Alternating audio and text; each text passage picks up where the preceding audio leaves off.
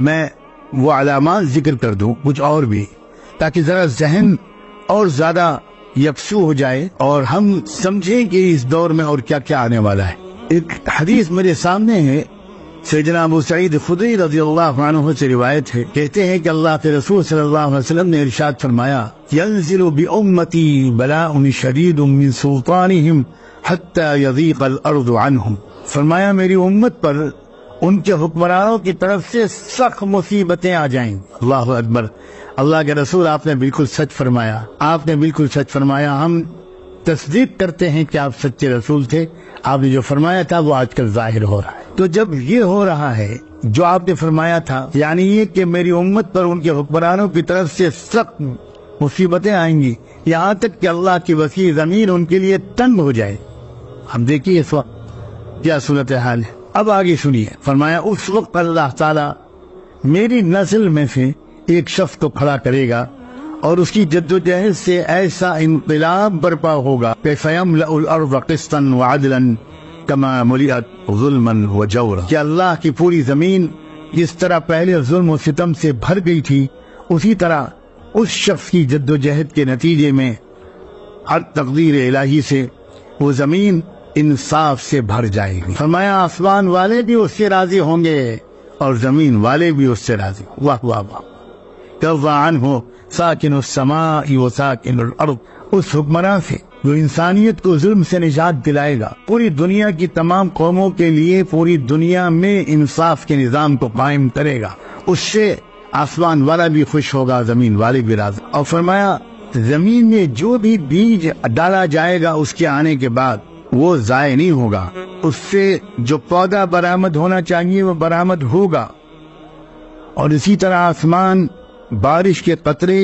روک کر نہیں رکھے گا بلکہ ان کو خوب برسائے گا۔ ایسی بہت سی احادیث ہیں جن احادیث کی مجموعے سے یہ بات سامنے آتی ہے کہ اللہ کے رسول صلی اللہ علیہ وآلہ وسلم یہ بات بھی بتا کر گئے ہیں کہ جو ظلم بہت زیادہ بڑھنے لگے گا تو پھر ایک ایسی شخصیت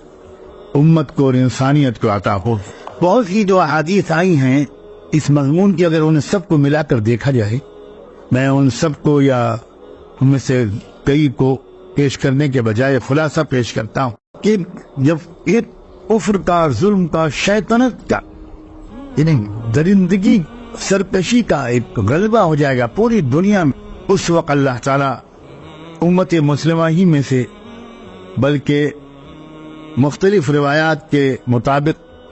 خانوادہ نبوت سے ایک مرد مجاہد کھڑا ہوگا، اور اس شخص کی جد و جہد سے، میں الفاظ ذرا سوچتے رہیے گا، کوئی کراماتی بات نہیں ہوگی بلکہ جد و جہد ہوگی، قربانیوں سے بھرپور، بہادری اور شجاعت سے بھرپور۔ اس جد و جہد سے دنیا سے ظلم و سرکشی کا خاتمہ ہو جائے گا، پوری دنیا میں سچائی اور انصاف کی فضا قائم ہو جائے، آسمانی اور زمینی برکتیں پھر سے برس پڑیں گے۔ اور یہ بھی یاد رکھیے کہ ان کے آنے کے بعد ہی اصل دجال ظاہر ہو، دجال سے پہلے امام مہدی کا آنا یہ صحیح احادیث سے ثابت ہے، یعنی ایک لشکر ادھر منظم ہو جائے گا، اور جن کے ساتھ پوری دنیا کے وہ لوگ جو اس مشکل دور میں بھی ظلم کے سامنے جنہوں نے سر نہیں جھکایا، جو مقابلہ کرتے رہے، وہی جمع ہو جائیں گے ان کے ساتھ۔ یہ بہت اہم بات ہے، یہ بہت اہم بات ہے، اس کے بارے میں میں بار بار باخبر کرتا رہوں گا انشاءاللہ، کیونکہ یہ صاف معلوم ہوتا ہے کہ یہ ایک طرح سے ایسا نہیں ہے کہ لوگ اپنے عافیت قدوں سے نکل آئیں، لوگ اپنے بزنس مال سے نکل آئیں، لوگ شادی کے فنکشنوں سے نکل کر ان کے ساتھ جڑ جائیں گے، ایسا نہیں لگتا، ایسا بالکل نہیں لگتا۔ حدیثوں میں تو جو بات صاف آتی ہے وہ تو یہ الفاظ بھی آئے ہیں، صحیح مسلم کی روایت ہے، حضرت جابر راوی ہیں، وہ ارشاد فرماتے ہیں کہ اللہ کے رسول صلی اللہ علیہ وسلم نے ارشاد فرمایا، لا تزال طائفة من امتی یقاتلون علی الحق ظاہرین الى یوم القیامہ، قال فینزل عیسی بن مریم فیقول امیرهم تعال صل لنا فیقول لا ان بعضکم علی بعض امراء تکرمت اللہ هذه الامہ۔ فرمایا میری امت میں ایک گروہ ایسا رہے گا جو ہمیشہ حق کے لیے لڑتا رہے گا،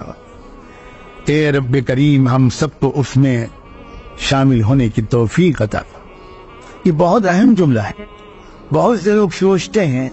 اس دور میں ہمیں کیا کرنا چاہیے، تو اللہ ہم کو اہل ہمت اور عزیمت والوں میں سے بنا دے۔ تو ان کو تو یہ کرنا چاہیے کہ وہ اپنے اپنے مقام پر اپنے اپنے امکانات کے مطابق وہ انصاف کے قائم کرنے کی جد و جہد کرتے رہے، بلا کسی عذر کے صرف گوشِ عافیت تلاش نہ کریں، ہمت سے کام لیں، ہمت سے کام لیں۔ یہ دور ہمتوں کے بڑھانے کا دور ہے۔ اس دور میں کمزور ایمان کی وجہ سے، شکست خوردگی کی نفسیات کی وجہ سے اور قرآن و سنت سے براہ راست رہنمائی لینے کے بجائے اپنی عقل سے، دانشوری سے رہنمائی لینے کی وجہ سے اس طرح کے مشورے ہمارے بہت سے دانشور حضرات قوم کو یہ دینے لگے ہیں کہ بھائی یہ جو وقت ہے یہ ریٹریٹ کا وقت ہے، ریٹریٹ کا لفظ بول رہے ہیں، یہ ریٹریٹ کا وقت ہے، یہ بس پیچھے ہٹ جانے کا وقت ہے۔ کسی کے لیے عذر شرعی ہو تو بات اس کے لیے الگ ہے، اس کو عام رہنمائی نہیں قرار دیا جانا چاہیے۔ ہمارے امت میں ایک اچھا حصہ ان لوگوں کا ہمیشہ رہنا چاہیے جو اپنے اپنے وقت میں بہت سوچ سمجھ کر عقل و دانش مندی کے مطابق رجسٹ کریں۔ رجسٹنس کی ضرورت ہے، صرف ریٹریٹ کرنے کی ضرورت نہیں ہے، اور یہ ریزسٹنس ہی والے ہوں گے جن کو آخر میں اس فیصلہ کن معرکے میں شرکت کی سعادت ملے گی۔ اور اتنا بابرکت گروہ ہوگا وہ، آپ سوچئے ذرا کتنا خوش نصیب گروہ ہوگا، اس کی امامت کے لیے اس کا امام یعنی امام مہدی مصلی پر کھڑے ہو جائیں گے، اور ٹھیک اسی وقت حضرت عیسیٰ علیہ السلام آسمانوں سے اتر کر تشریف لائیں گے۔ تو حضرت عیسیٰ علیہ السلام کو دیکھ کر وہ امام جو اسی امت کا ایک فرد ہوگا، وہ آسمانوں سے اترا ہوا کوئی شخص نہیں ہوگا، وہ ہمارے درمیان پیدا ہونے والا ایک نیک صالح شخص ہوگا جس کو اللہ پوری دنیا میں انصاف کے نظام کو قائم کرنے کے لیے ہمت اور صلاحیت عطا فرمائے گا۔ وہ مصلی پر کھڑا ہو چکا ہوگا امامت کے لیے، لیکن وہ دیکھے گا کہ عیسیٰ علیہ السلام آ گئے تو وہ پیچھے ہٹ کر کہے گا کہ آپ تشریف لائیے، آپ امامت کیجیے، مگر حضرت عیسیٰ علیہ السلام کہیں گے نہیں نہیں،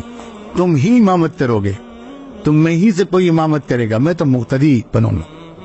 اللہ اکبر۔ یہ اس ہمت والے بہادر گروہ کا میں تذکرہ کر رہا تھا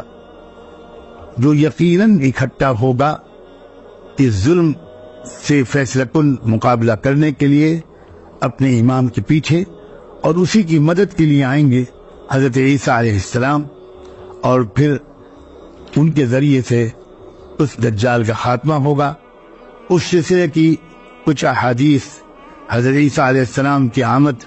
اور ان کے بارے میں کچھ باتیں مجھے عرض کرنی ہیں، وہ انشاءاللہ کل عرض کروں گا۔